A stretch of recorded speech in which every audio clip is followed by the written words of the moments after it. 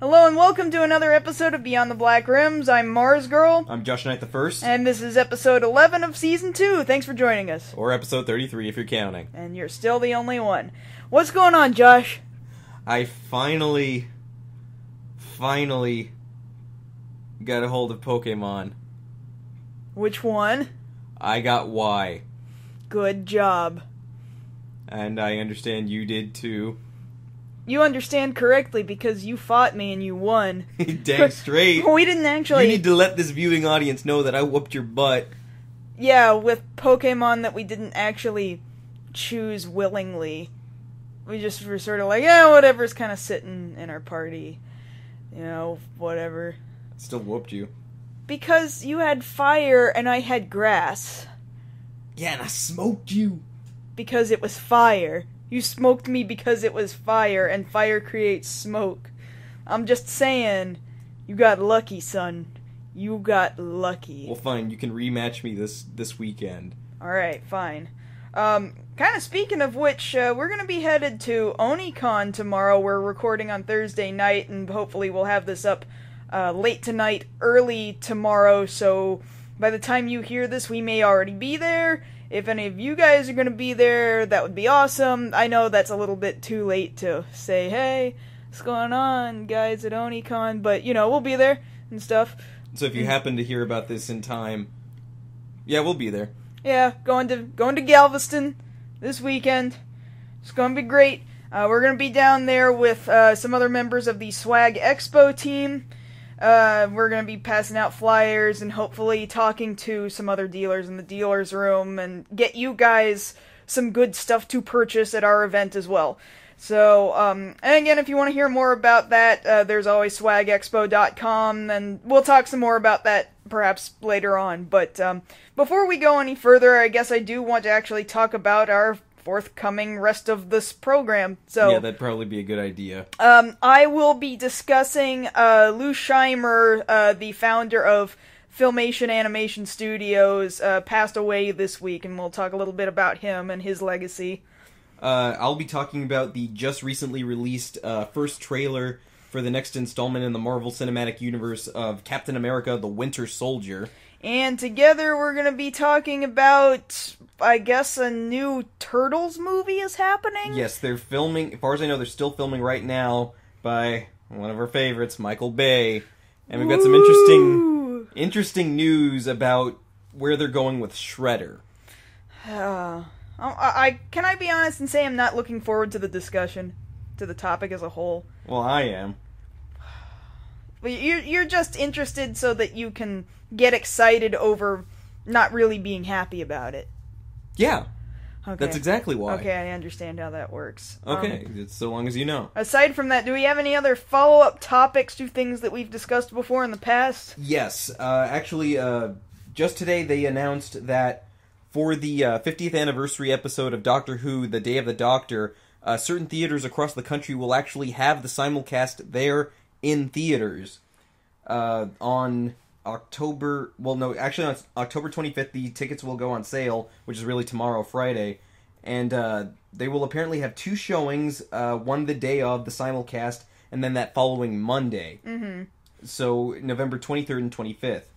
And they have the list online. You can go to bbcamerica.com to look up the list. There's several cities available: New York, Chicago, LA, Philadelphia. Here in Texas, we've got Houston and the Dallas-Fort Worth area, and a couple of other locations. So if you get a chance, you know, go out, you know, throw on your hats and bow ties and what have you, and go watch this thing with friends. Don't encourage them. You know they're going to do it regardless. Well, yeah, of course they are.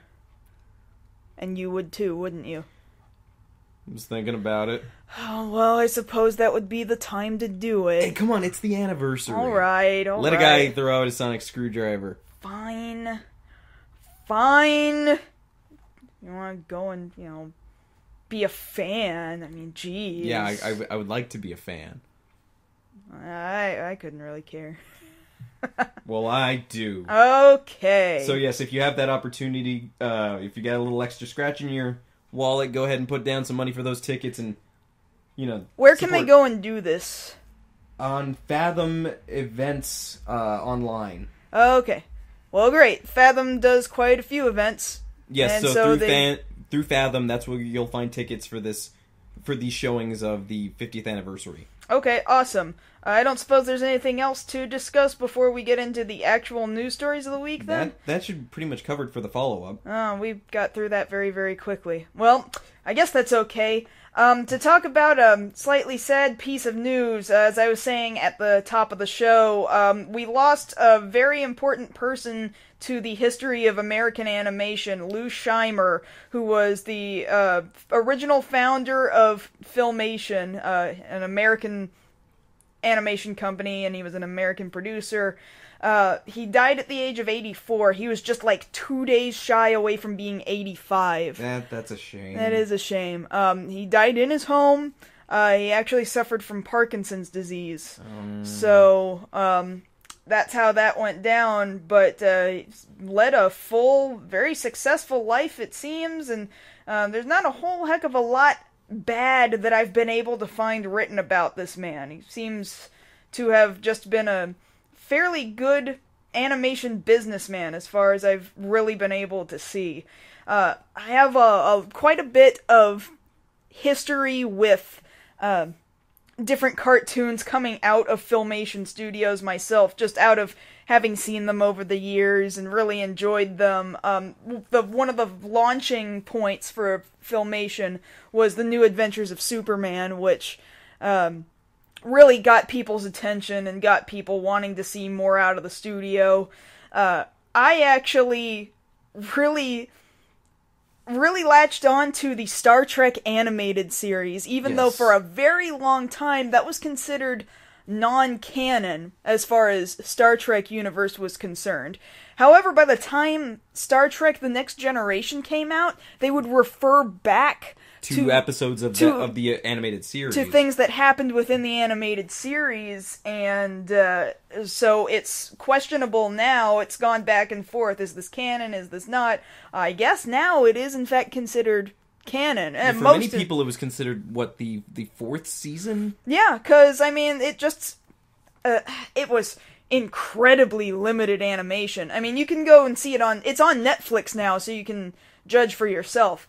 Super limited animation, common looping, just nothing more than eyes blinking and lips flapping, but they got back the majority of the Enterprise's cast to do these voiceover roles. That's good enough for me. Really quite impressive.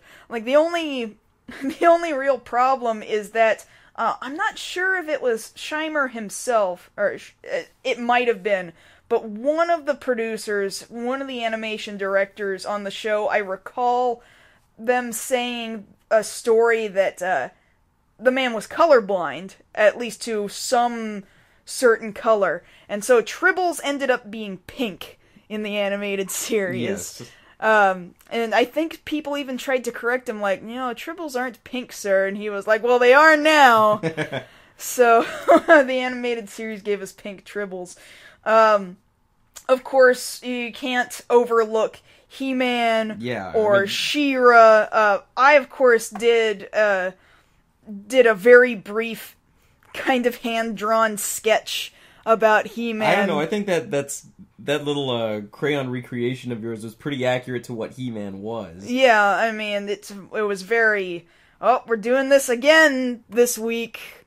Alright, here we go. Again, very limited animation, although more animation than Star Trek, but still not quite as good as it could have gotten. Then She-Ra followed a very similar formula, except for girls. And then another notable series, I guess, was The Ghostbusters. Now, this isn't Filmation's Ghostbusters. Let's specify here. Well, I specify by saying The Ghostbusters. These are all separate words here. It's not Ghostbusters, it's Ghostbusters. Now, this was based on a live-action 1975 series by the same name. It really has nothing to do with the 80s films. Even though they do predate said films, it stars a couple of dudes and a gorilla, and they seem to have a very similar job. I know I never much cared for the show, and quite frankly, I didn't even know a live-action show existed until very, very recently. Very, very recently, very just recently. right before we recorded. Yeah, oh, there was a live-action show? Oh, I guess I should mention that tonight. And then there was Fat Albert. They were the studio that produced Fat Albert. So, there was this very long-standing history of all kinds of different animated series right on up through the 80s. And then I believe Filmation got bought out and has been sold to a number of different companies. I saw something about DreamWorks being involved somewhere most recently. I'm not entirely certain on that, though. I can say that Scheimer himself loaned his voice out to many different supporting role characters throughout his animated series, including that of Orko in He-Man. See, I did not know that. Uh-huh. Pretty cool, but much like Don Bluth in Space Ace, of course, his voice is very heavily altered. You can hear the filter on top of it. So there you go, interesting piece of history there. It's just, obviously, time moves forward, people age, we lose some little bit of history as time goes on, as far as animation is concerned, because 2D is just dropping away. And I know Filmation was the masters of super limited animation at the time, but it's just kind of But even then, say what you want about comparing today's animation to, the animation of yesteryear, but we have this guy in this studio to thank for these timeless pieces. Say what you will about any sort of limited animation, but people still love original He-Man, still love She-Ra. And somebody Not out so there still values Fat Albert, I'm sure. Oh yeah, I liked Fat Albert. That's actually that might be surprising to hear. Fat Albert's the one I watched the most out of all of them. Are you serious? Yeah. Wow. Old reruns. All right. Yeah, it was in syndication for quite some time. Yes. I don't know if it ever still comes up in syndication. Maybe somewhere. I don't know. I haven't seen it in a while. But no, these series kind of capture a certain series of decades. 20, 30-ish years worth of animation, and because of the style, it's you see that and you think, oh, I remember that time period, and then you're transported back in time to this certain point, and you remember all of these things thanks to just seeing a screenshot of original He-Man. There's just something to be said about how memorable it can be, how it can just trigger something like that for you. Exactly. And I don't know if it's necessarily as easy to get that sort of feeling from everything we get anymore. Perhaps that's just because we have so much more to absorb anymore. Yes. That some one thing would have to be so huge, obviously more popular than most other things, to really capture that. Yeah, that really speaks to me about this particular age. Because we live in an age now where animation is absolutely everywhere. You've got a couple different channels where cartoons are on all the time, non-stop. That's not a luxury that America had in the late 60s through the 70s through the 80s. It just wasn't a luxury that we had. And so it just makes sense that these characters and these series that were created in that time so very much captured an audience, and anybody from that generation could identify. Because when you think cartoons in the 80s, you think He-Man. Oh, absolutely. I mean, what does it come down to? It comes down to the real Ghostbusters, He-Man, and G.I. Joe. That's top three right Smurfs, there. maybe? Yeah. Maybe you. Not me. Well, all I can say is, you remember, I told you that story about the real Ghostbusters, and I know we're getting a little bit off track, and this will probably be where I wrap it up. With that episode of The Real Ghostbusters with the Boogeyman. And anyone I've ever talked to about this episode, I would say, man, the Boogeyman was just the one episode that when I was a kid, it just scared the crap out of me. Yeah. And everyone is like, oh my god, I thought that was just me. No, that was universal. And so the scene comes up where, like, Egon goes to the kid's room, and the kid's like, no, the Boogeyman's in my closet. And Egon's like, no way. He opens the closet door, and this big, giant, like, half Elvis, half Jay Leno face, coated in blue, is sticking his head through the door and, like, laughing maniacally. And I was scared, and I covered up my eyes, and I know exactly how you felt. I was scared of Jay Leno as a kid, too. And I might have yelled. It took me years to get over it. I might have yelled. I don't really remember. All I know is that my mom was in the room at the time, and she saw I was scared, and she changed the channel, and the channel was changed to Smurfs. That's why Smurfs kind of sticks out in my head as, 80s, I think Smurfs. Because Mom saved me from the Boogeyman in the 80s by changing it to Smurfs. So the Smurfs are the cure for the Boogeyman. I guess, although that's kind of strange. I mean, they were both blue. I don't really know. I don't have an answer for you.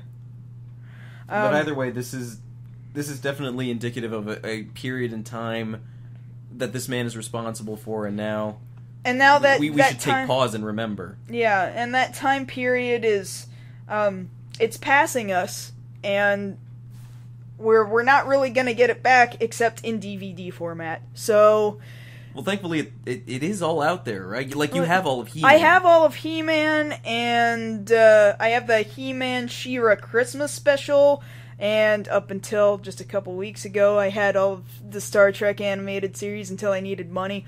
But it's on Netflix, so that's not such a big deal. Thankfully. So, by all means, if you want to take a step back in time, just pick up something, anything out of Filmation's library, and appreciate what Scheimer brought us. I think everyone who is a fan of animation really owes it to themselves, not necessarily to like it, but to at least do them that service of understanding the progression of what animation has gone through and what it has now become. I think that's definitely something everybody could benefit from, being able to look back on this and say, you know what, I didn't always have my regular shows, I didn't always have my, what else do they have, the current iterations of Transformers, there was this. You know your roots. Know your roots. You don't necessarily have to like them, like I always say, like, I think people misunderstand when I say, you should go watch this. I think they think that I mean, you better like it. That's not what I mean. I just mean, no, just watch it and understand. Yes. That's all I'm saying. I agree. I guess that's about it for that topic from me. And so, by all means, Josh, go ahead and pick up. Alright. So, for the second topic, I've been waiting for this trailer to drop because I've very much been looking forward to this, thankfully, just today. The first trailer for Captain America, The Winter Soldier, is now online. You can, of course, download it off iTunes. You can go watch it on YouTube. And, yes, the story will pick up right after the Avengers and, assumingly, the events of Iron Man 3. Captain America has very swiftly become my favorite superhero out of the Marvel movie universe. Yes. Admittedly, he's one of mine, too. I wanted to say it was Hawkeye, but until they give him more love on the screen, I'm sticking with Captain America. The story picks up, like I said, with Steve Rogers, Captain America, living in modern-day DC, trying to make a living of, this new world that he's been thrust into.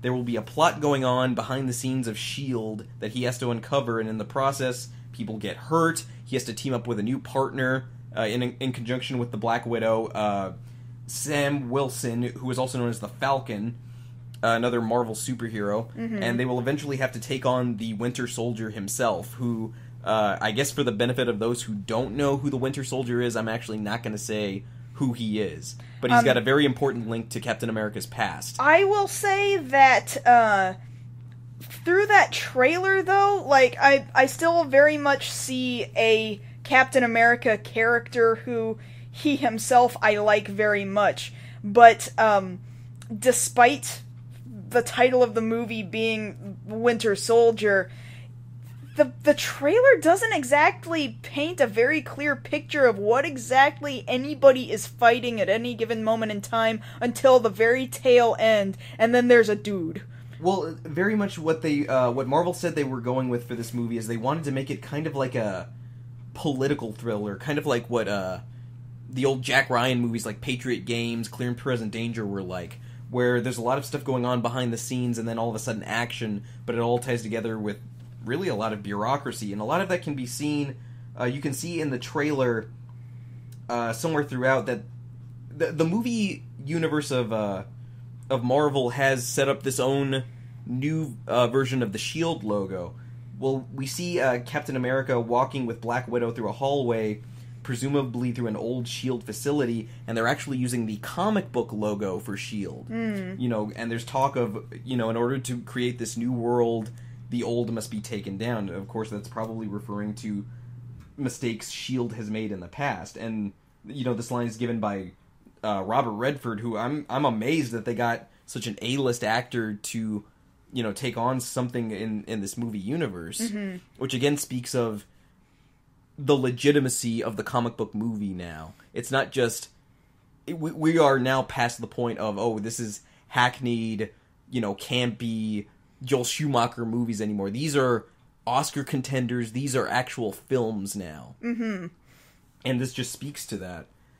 Well, yeah, because I think as time goes on, they further create characters who seem like legit people who, despite the fact that all this surreal activity is going on all around them, at the core you've got a really good action movie that American audiences really want to see because stuff just blows up, and then there's good-looking people, and they're delivering pretty good quality acting and storytelling on top of that. You don't have to be a comic book fan to appreciate these movies. But on top of that, if you are a comic book fan, it even goes to a further level, because I'd like to take a minute right here to talk about Chris Evans as Captain America.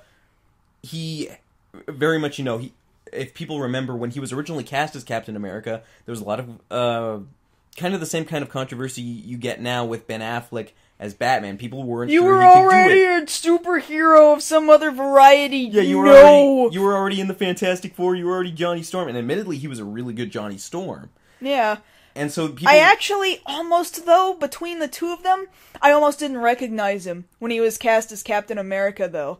He plays a completely different person. Well, see, that's the thing. One, there's an age difference. You know, he was much younger playing Johnny Storm because Johnny Storm was a younger character. He wasn't quite as built at the time. Oh, no. Because the thing about it is, he turned down the role. He'd been offered the role of Captain America like 3 times, and it wasn't until about the 3rd or 4th time that he decided, you know what, I can do this.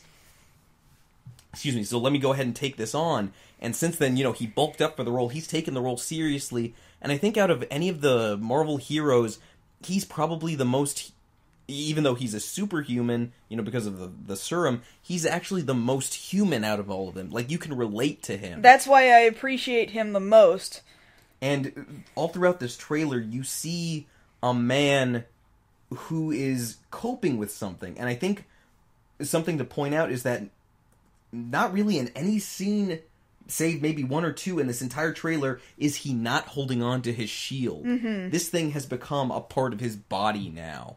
And I think that speaks of, you know, a man outside of time. A man who, the only surviving thing from the 40s is himself and the shield. And so it's kind of like his security blanket is how I want to view it. But at the same time, that's not exactly saying that it's weak. You know, he's gonna knock some heads around with this thing, and obviously he does. And of course, that's just by looking at the trailer. He doesn't actually deliver any lines in this trailer saying such, but I don't think you're necessarily wrong. I would just be interested in seeing if they do in fact address just how much he seems to be clinging to it. They've made mention in interviews. Kevin Page, you know, the head of Marvel, has been talking about it, saying, you know, we want to show the dilemma as well of him having to still get used to things, and I'm pretty sure that'll be still in there as comic relief. You know, I'm still not used to this about the current world. You know, I still find this strange, what have you. And even more so the fact that, he's walking around and there's pictures of him on the wall from the 40s, idolized as this hero, but really he still probably views himself as an ordinary guy. Probably, yeah. And then on top of that, we can't talk about, Captain America the Winter Soldier without talking about the Winter Soldier, of which we actually get very little in this trailer. That's why I'm saying, like, until you get near the tail end of the trailer, it's like, I really can't tell what the goal of this movie is, other than explosions. I'm still gonna go see it, because Captain America still very much has held my attention as my current favorite superhero character within the Marvel movies. Now, but the thing about it is, yes, when you look at it, if you're not really up on comic book lore, you're not going to know who the Winter Soldier is. You might think they're referring to Captain America, but in truth, the Winter Soldier, like I said, is somebody who tied very closely to Captain America's past. Of course, his identity will be revealed over the course of the movie. And yeah, for those who don't know, he's the guy with the silver arm running around. Mm-hmm. He's if they're keeping it, he's either a Hydra or Soviet spy, modified. He has a fake arm, that metal isn't just for decoration, that's, robotic. And, they'll probably play him as a counter agent. Mm-hmm. And a lot of the drama that will come up will be Captain America when he tries to find out who he is and then actually finds out, oh, you're so-and-so, and then that will make things a little harder for him.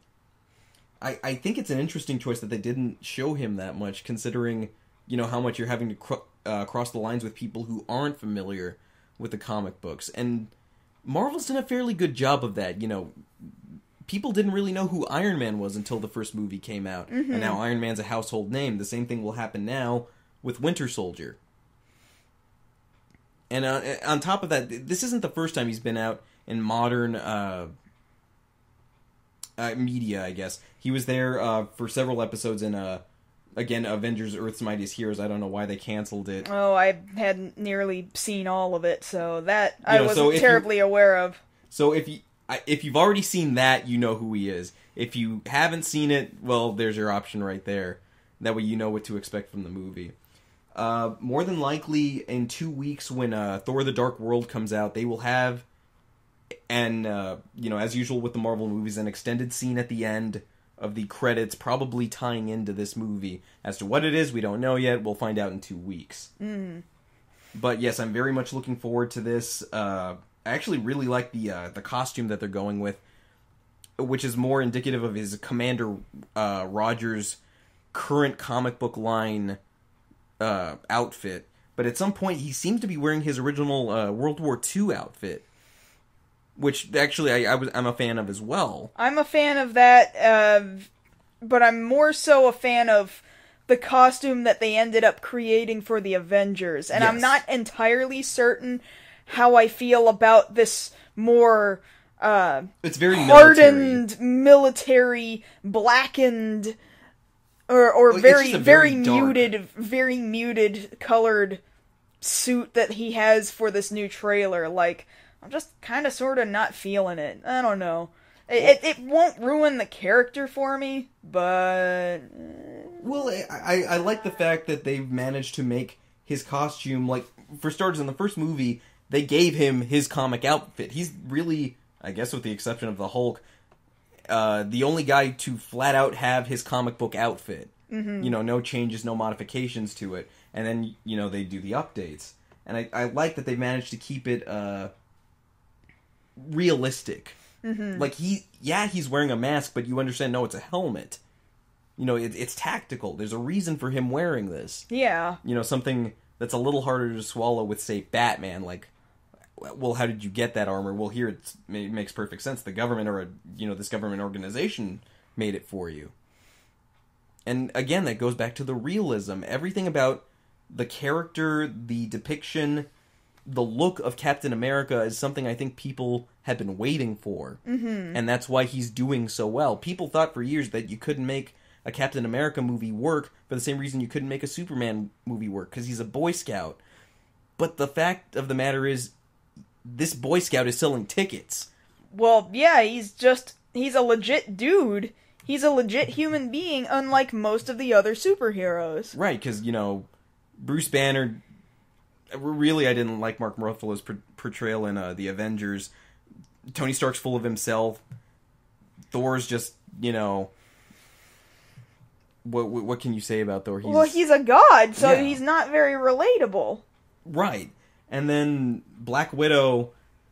She's unfortunately the token female in the group until they eventually add Wasp. And she's really not a very good person, in personal opinion, but... Yeah, and then we'll have to see how their relationship works out. Which I hope it doesn't.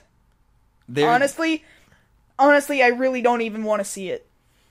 Oh, a relationship between Captain America and Black Widow. I don't want it to happen. I will be very upset.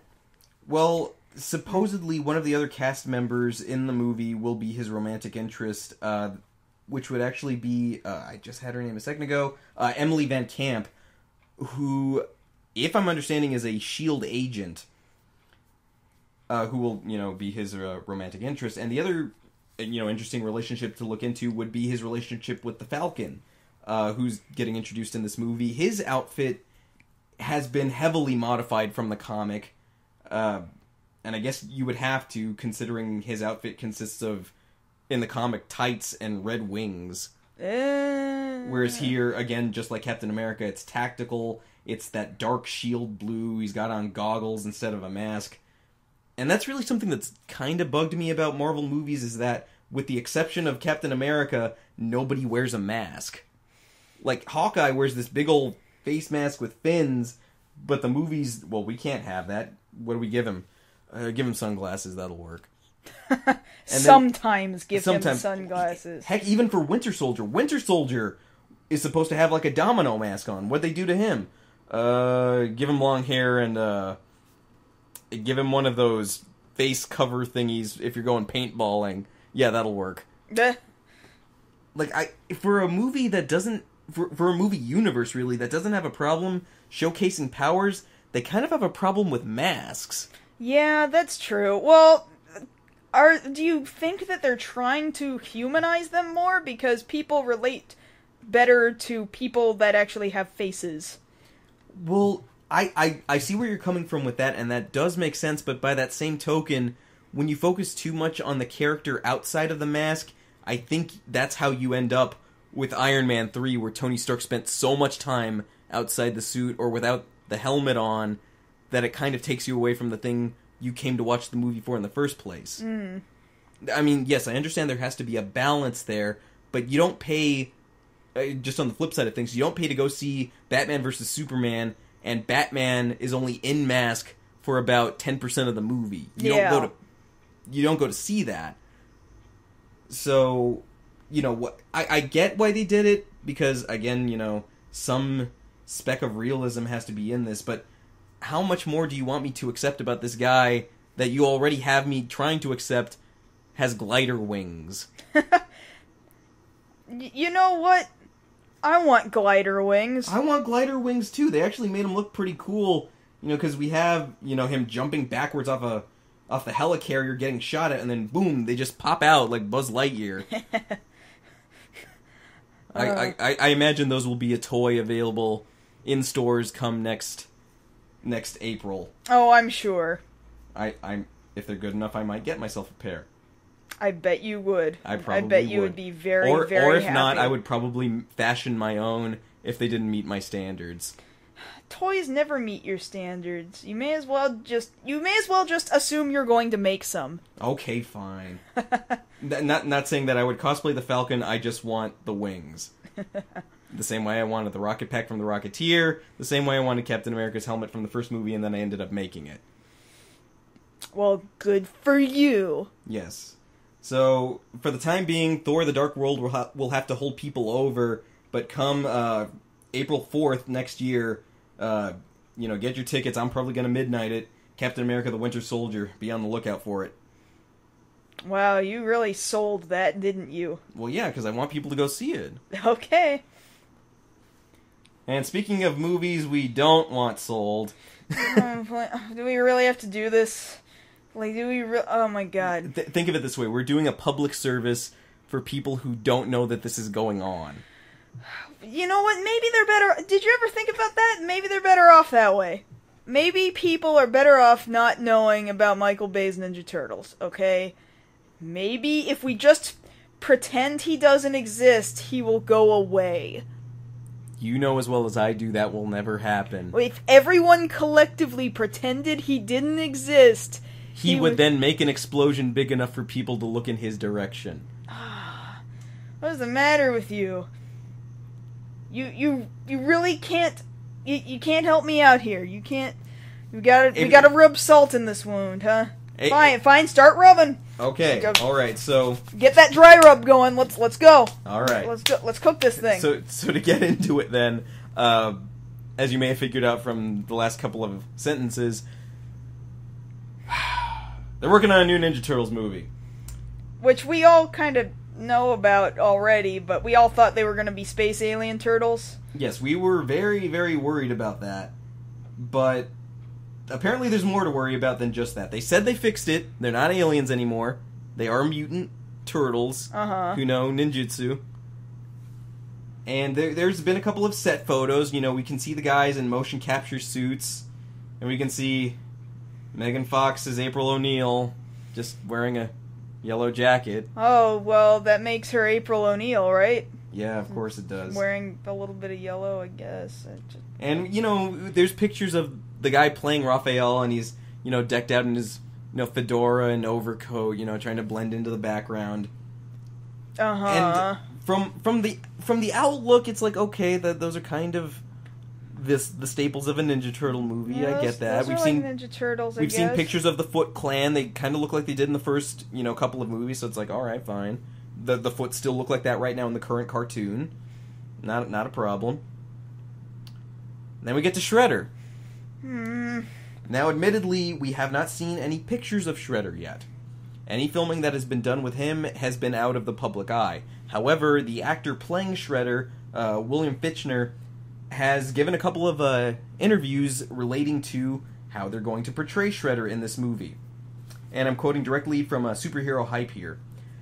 And the actor says, "Well, I play a guy named Eric Sachs, and we find out that Eric Sachs is somebody else too. I can't give away too much in the story, but I can tell you that who Shredder is in the telling of this Turtles is unlike any telling of the story before. Shredder dons himself with armor, and that's who he is, and that happens in the story." That's a very stupid sentence, by the way. Yes. It's not by chance that he knows the Turtles. Now, the first thing any fan of the Turtles should pick up on is that Shredder's real name is not Eric Sachs. No, it's not. In fact, Shredder, by virtue of the comics and the animated series, most of them, any of them, and the movies, Shredder is Japanese. He's Oroku Saki. Now, I thought about that for a second. Why would they name him Eric Sachs? Oroku Saki, Eric Sachs. I think they're trying to translate him into English for English audiences. Why does that matter? You're talking about Ninja Turtles. Where do you think ninjas come from? Why is it necessary to localize the story about Japanese arts when it's already about the ludicrous idea of, okay, first they're teenagers, alright, then they're mutants, okay, alright, and they're ninja mutant teenagers, okay, who also happen to be turtles. So Teenage Mutant Ninja Turtles. Yeah, you get it? You get where I'm coming from with this. Okay, I'm glad we understand this. Okay. So, is it really hard to believe that somebody could be from Japan? I can't do it. What? This is bogus. See, this is ridiculous. I don't get why they would do that. And then, really, it makes me wonder, because, you know, certain key phrases come up, unlike any telling of the story before. You know what? I don't want you to tell a different story. I want the same story I've been fed every single time. Yes. You know what? I am satisfied with that story. Please stop. Because admittedly, I know there's like no point in remaking something if you're just gonna do it the same way. So don't do it the same way. just don't do it stupid. Right, because you think about it, like, when you start jacking with characters like this, you're rewriting things for a whole new generation who will learn not to appreciate what came before. So when you screw with Shredder's origins, you then screw with Splinter's origins. Because depending on which source material you go with, whether you're going with the original Mirage Studio comics, or the first animated series, or the original movies, what have you, either Splinter was already a rat, and he had a master named Hamato Yoshi. And then he got the ooze on him, and then he turned into a rat dude. Or, in the case of the original animated series, he was in a dojo with Oroku Saki, who had him framed for trying to kill their master, and he himself was Hamato Yoshi. And then Hamato Yoshi had to leave the dojo, and then he got the ooze on him, and then he became a rat. Right. So either he was Hamato Yoshi, or Hamato Yoshi was the guy who owned him, who happened to be a kung fu master, whatever. Or a ninja, I guess I should be fair. Excuse me, if he's gonna train Ninja Turtles, he was a ninja master. Either way, when you screw with... because it should be Shredder being the reason why both Splinter and the Turtles become what they become ultimately. Right. Like, it's his fault that the mutagen got where it got down in the sewers, and then everyone went, oh, now mutant, no. Or really, it's... Damn you, Shredder. It's basically the Turtles are fighting Splinter's war against the Shredder. Yeah, which they're perfectly fine with, because Splinter's the only person they've ever known, until they meet April. Now, again, we're looking at slightly different things here. Splinter has been cast in this movie, and he's going to be played by Danny Woodburn, who a lot of people would know from Seinfeld as, well, notably the really, really short guy. I mean, I guess that's okay. Just, can he do ninjutsu? Well, see, here's the thing I'm wondering about. Like, is he a voice, or is he a suit? They haven't said. That's the thing that worries me about this. They haven't said one way or the other. Like, the Turtles, on the one hand, they've all been cast, and the actors playing them are doing motion capture. They're on set. They're wearing these gray suits with these giant backpacks representing their shells, and they've got the face capture, hardware, and a headgear on their face so they can capture their, facial reactions. Mm-hmm. And then, they'll eventually be done over with CG. So, like, okay, we get that. What worries me is Splinter we haven't heard one way or the other whether he's a suit or a voice, or there's, somebody standing in for him for CG. As far as William Fichtner is concerned for Shredder, like, okay, let's talk preparation for roles here. Like, going back to Chris Evans as Captain America. He gets cast as Captain America. What does he do? He immediately starts working out. You hear, oh, he's working out, 5 times a week, and he's on a strict diet. Hugh Jackman, Christian Bale, they get cast in these iconic roles. Oh, they hit the gym. They're working on it. Even Michael Clark Duncan, when he got cast as Kingpin, oh, he's on a heavy, weight-building diet so he can be big enough to play the Kingpin. Uh-huh. And Shredder, more or less, is somewhat of a physical role. He has to be able to fight at some point, fight these turtles. And all we heard is, yeah, this guy's cast as Shredder. Was he working out? No. Are we going to have... Well, maybe they're really expecting the costume to be enough. Like, maybe he's just constantly going to be in this big, bulky, jagged costume, and then his physique won't matter. Is he going to be able to ninja? Like, can he do that? Is he of the correct training to ninja? I don't think he's got any training, far as I know. I mean, he's not exactly known for his physical roles. No. I mean, people would most likely remember him... No, he's known for being kind of slimy. Well, kind of slimy. He's a fairly good character actor. Most people will remember him as the guy who got shot in the opening bank robbery in The Dark Knight. Yeah. You're dead! You and your friends are dead! Yeah, that guy. That's the Shredder. Uh-huh. Like, you don't necessarily think that would be a good choice. You know, like, if they had said, okay, we're making this new Ninja Turtles movie, and Ken Watanabe is going to play Shredder, you'd be like, hell yeah! That guy's already in shape! He's already Japanese, great! Well, but no, well, you got this guy. Well, you know what? Now, granted, the 80s cartoon was very, very campy, and most iterations of the Shredder are very dark and overbearing and sort of like, oh, this is a guy to be feared. Yeah. Although, you put it in the situation of the original 1980s cartoon, and you've got, really, after a few episodes, you come to realize pretty quickly that Shredder is only mildly competent enough to be going after the Turtles. And it's this really weird, awkward, odd couple sort of relationship between him and Krang.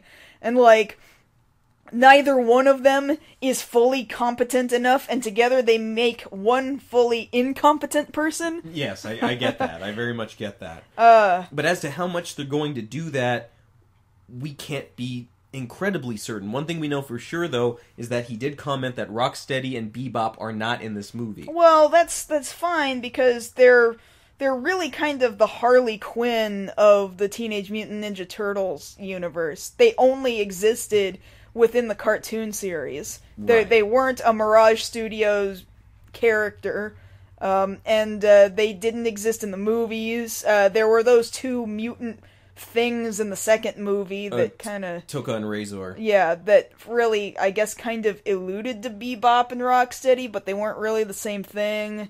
So, you know, just, that doesn't really bother me. They were just sort of this nice capturing of what the 80s kind of looked like, and but that was in the 90s, though. Bebop and Rocksteady? Oh, I thought you were still talking about Toka and Razor. No, Bebop and Rocksteady, yeah. That's why I'm saying I'm fine with them not being in there, because the whole reason they existed was like, hey, current pop culture looks like this. Well, current pop culture doesn't look like this anymore. Nor do we use that kind of language, Bebop and Rocksteady. Now, the other thing I'm thinking about is, you know, as it was widely talked about, they had originally said that the Turtles were going to be aliens. Apparently they got rid of that. Which makes me wonder, though, if they were even going to go for the alien thing to begin with. They haven't said one way or another about the plot of this. Do you think maybe they'll stick Krang in there? Or Dimension X or anything of that nature? Well, again, Krang, for the sake of the original animated series, I think a lot of people get hung up on the original animated series and its portrayal. Krang was just one of this particular race, and which is currently how they play it on the current cartoon. Yeah, the 2003 cartoon did it, and the current cartoon is doing it now, and that's the way it was in the original Mirage Studio comics. Krang was not one character, he was a race of characters that were... And Krang himself, again, much like Shredder's interpretation in the 1980s animated series, they both were kind of incompetent. That is not the case in most of the other iterations of the story. Shredder was fairly terrifying, and the Krang race is very intelligent and very like, well, these guys are going to outsmart us and they have the technology to do it, and so I don't know. If they really wanted to go the space route, they definitely could. There's plenty of stuff to pull out of Dimension X. I'd be fairly interested to see if anyone wanted to make any sort of reference to Usagi Yojimbo. I'd be very interested. Sweet. I don't think they'll do it, but... I don't think they'll do it either, but if they were to do so, I know a lot of people, myself included, who'd be very happy to see it happen. And the thing about it is, Fitchner went on record as saying he's in for a 3-picture deal. I'm not sure how I feel about that. I'd really like to not have a recreation of the third Turtles movie. Nobody does. Nobody does. All right, let's be clear about that. Like, they sell a Turtles 4-pack at Walmart consisting of the first 3 movies and Taminata, you know, the Imaji animated movie, which also wasn't that great. No, I really didn't enjoy it. Like, in that opening, I know not every story, especially after a certain point within the story, not every story is about Shredder being there and being the ultimate bad guy. But the way it so casually was like, and then the Turtles defeated the Shredder, and now they must face a new I almost walked out. I remember, I was there with you that day watching it, and you tell me in the first 30 seconds, we're not going to see the Shredder. Are you kidding me? I paid We saw a $6.50 drawing for this. of him. We saw one static image of him. And then they tease at the end like, oh, he might be coming back. Emoji closed. So no, Shredder never came back there. No, that did not happen. Much like the Gotcha Man movie did not happen. But see, like, that happens a lot in... I guess as far as movies are concerned, and even, I'll bring up, as much as I don't want to, Ninja Turtles The Next Mutation, where Shredder gets shafted. Like, the only times he really was given his proper due were really in those first two movies. Well, again, Shredder is not meant to be the #1 sole bad guy for the entirety of the Ninja Turtles series. Yeah, but he's meant to be your intro, like, oh, here's the jackass who created them to begin with. Alright, he's the guy that we have to worry about for a certain amount of time, and okay, now we're done with him. Now we move on to bigger things like Dimension X is a far bigger issue than Shredder is after a while. But the way that they can do away with him so quickly, like, Terminator, he gets done away with in a voiceover. Ninja Turtles The Next Mutation, he gets done away with in the first episode. He wasn't even in the third Turtles movie. Well, in the Next Mutation, they weren't teenagers anymore. They were already done. No, they were teenagers. No, that's why they got rid of the teenage part. If they were teenagers, they were like 19. That's still teenager. All I'm saying is, like, obviously time had passed, and if they would have already gone through all this crap with the Shredder. There's no point in talking about the Shredder anymore, because there's new stuff for them to do. But admittedly, in the case of The Next Mutation, they were given crap stuff to do. Well, yeah, it was a terrible series. It was absolutely atrocious. But really, what I'm saying here is, Shredder to the Turtles is like Joker to Batman, Lex Luthor to Superman, Green Goblin to Spider-Man. I would not make that comparison. I would. I think plenty of other people would. How much of the original Mirage comics have you read? Admittedly, only like 4 issues. Okay, well, you really can't make that comparison. How much of the 2003 series did you watch? The first season. Okay, how much of this current series have you watched? The first 5 episodes. Okay, you can't make that comparison. Shredder is the launching point, and a very important launching point. He is absolutely not the reoccurring villain. He's not. Well, with a 3-picture deal, it looks like that's what they're setting up. Yeah, and I'm not sure how to feel about that. Like, what's he gonna do? Like, he's gonna show up for, like, a second in the second and third movies, I bet you. And that's, like, gonna be it. I hope not. I would hope not, too. Like, well, it depends on how Shredder is portrayed. If he's portrayed really stupid, then I hope he doesn't show up again. Because really, it's the thing. It's like, okay, well, we have to make sure and see how they're playing him, but we have to realize who's making this movie, and then we don't feel so good about it. No, I really don't have much confidence in this movie at all.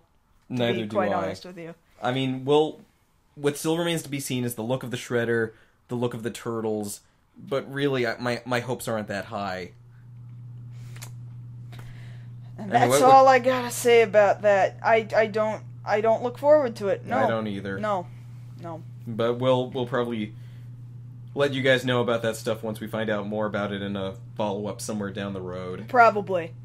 I guess that having been said, that wraps up all of our major news stories. I want to thank you guys again for coming out to listen to us. Always great fun, and I hope that you guys will leave some comments about some of the stories we've discussed. Again, we would like to mention once more that we're coming to you representing Swag Expo. If you go to swagexpo.com, yes, you can learn more about our event coming up in January of 2015. And as we said at the top of the show, we'll be at OniCon in Galveston this weekend, so if you see us, feel free to say hi. Let us know if you like what we do. If not, that's fine too. Pre-registration is still going on for Swag Expo and currently is still at the $25 mark. So, if you're at all interested, we'll leave a link in the section below so that you guys can go there and at least just browse around. That having been said, I guess that's all for now, huh? Yeah, if you guys have any other comments, questions, or just want to tell us about a potential news story, you can always hit us up on our individual Twitters. I'm at Josh Knight First. And I'm at MarsGirlProd. And I guess until next week, this has been Beyond the Black Rims. Alright, thanks guys. We'll be talking at you later.